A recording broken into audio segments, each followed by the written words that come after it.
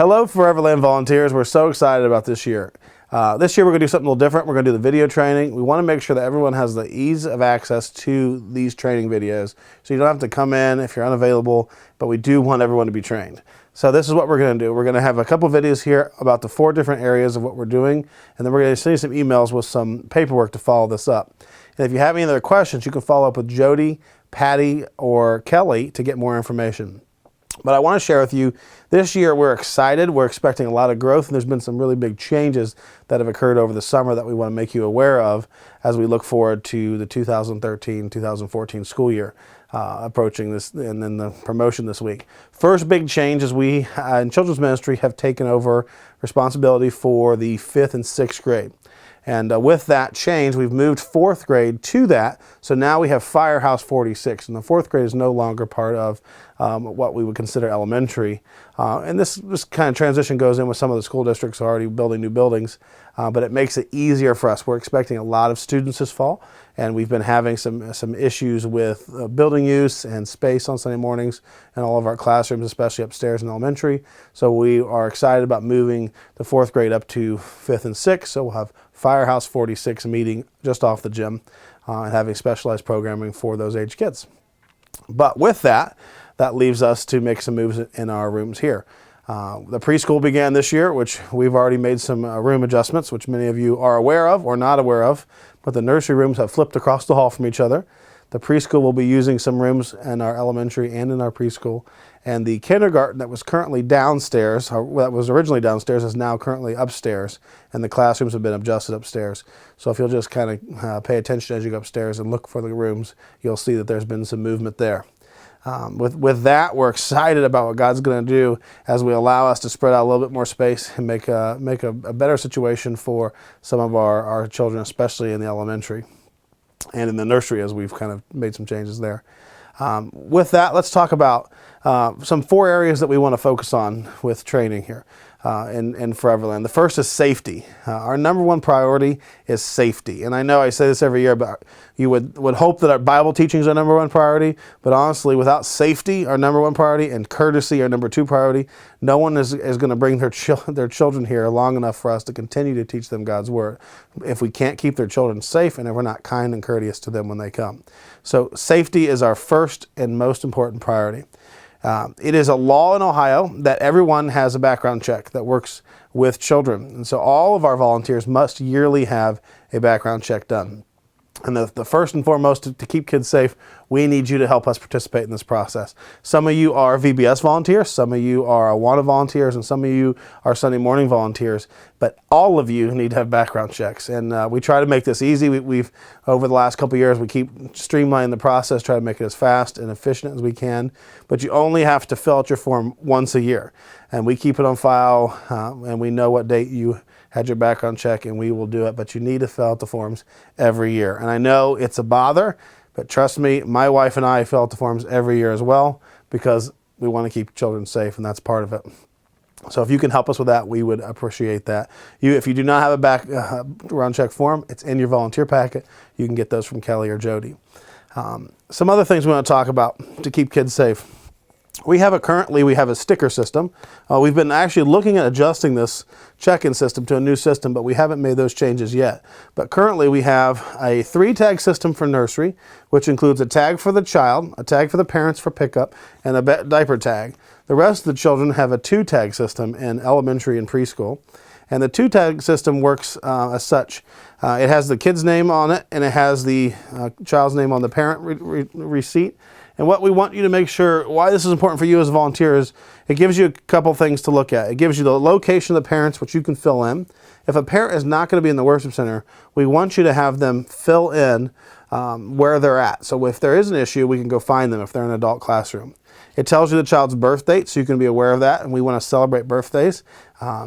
Just so you know, children get a birthday card every year from myself and the Foreverland staff to celebrate their birthdays. It also will notify you if there's any allergies that the child has.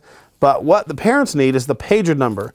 On their child's tag that they'll have on their chest or back will be their pager number, which if in case of emergency or problem, you'll use that, you'll give that number to the director and page the parent. And then the parent also has the pager number on their tag. And when we go to pickup, there's a security ID number that changes weekly. And this one here has it at the top on the child's tag, and it's on the top of the parent's tag. What we want you to do, even though you know people, we want you to make sure that when those children are picked up by parents, that the tag ID security numbers match.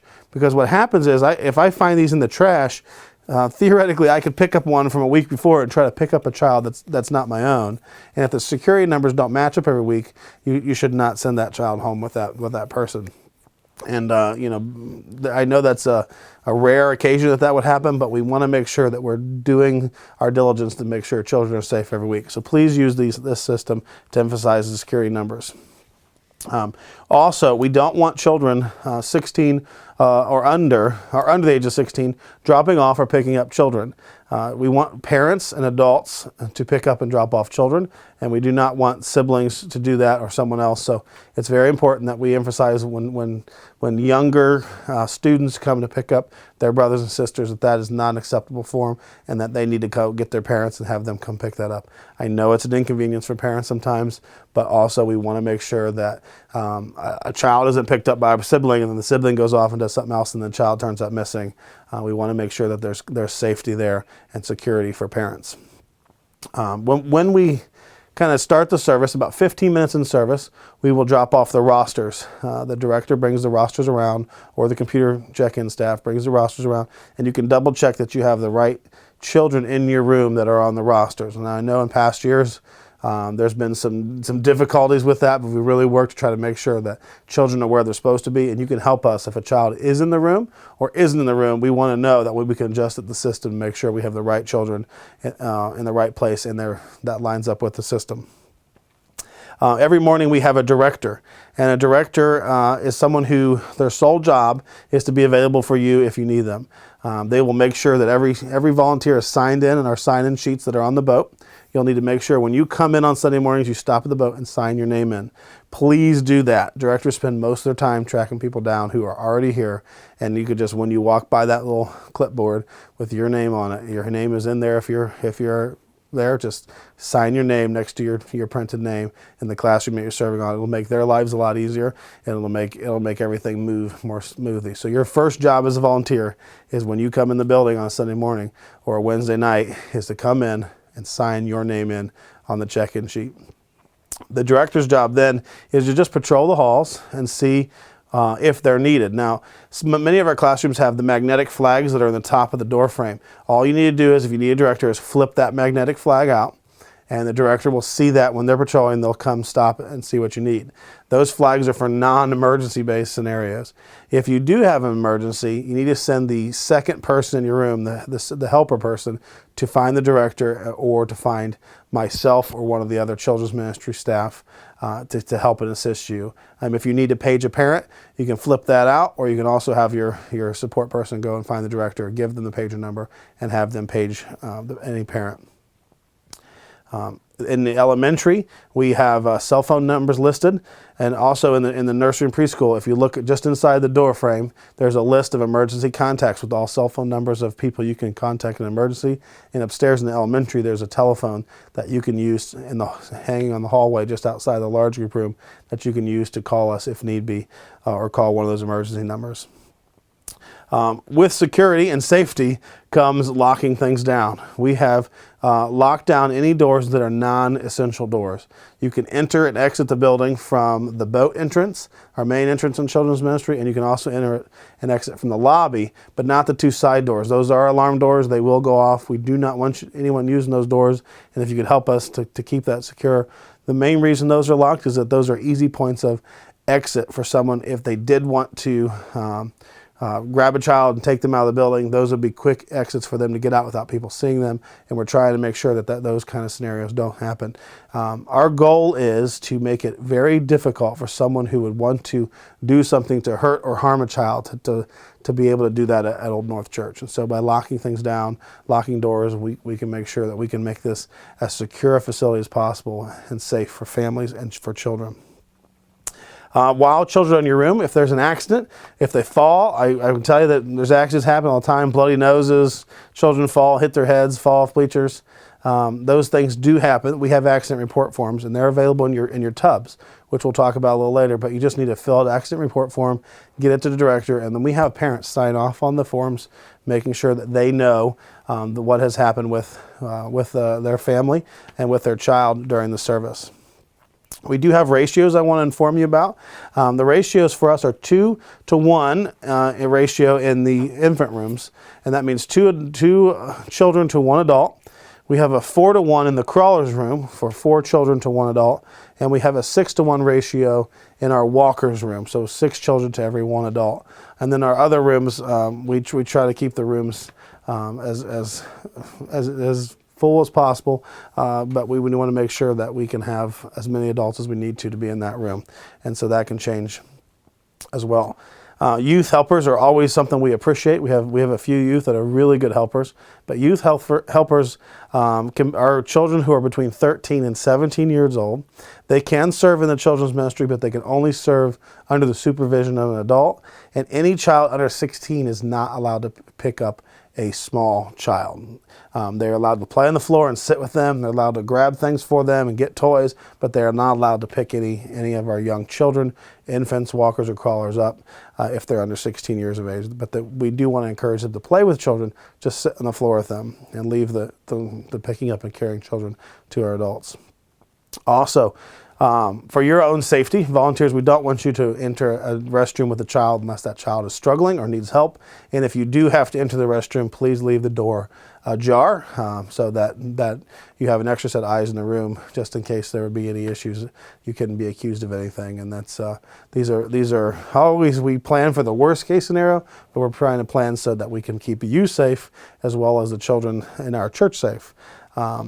Also, diaper changes should be handled in view of all of the other workers in the room, and we want to make sure that every child has a fresh diaper by the time they leave, and that we note it or put a sticker on the diaper so that parents know that happened.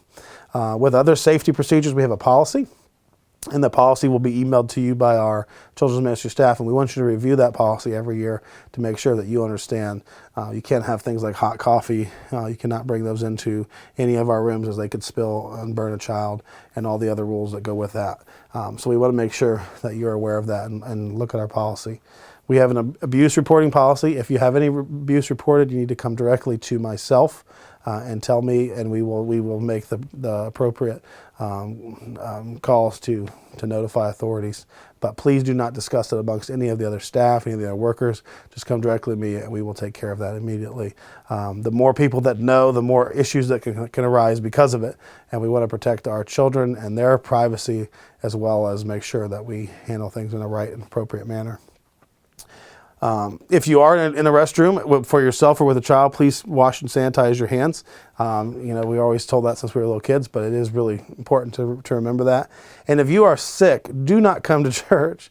Stay home, get well. Know that we want you to be healthy and happy and enjoy serving, and we don't want you to be here on your worst days when you don't feel like being here. So stay home. I am telling you, we're not going to be mad. We're not going to hate you. We still love you.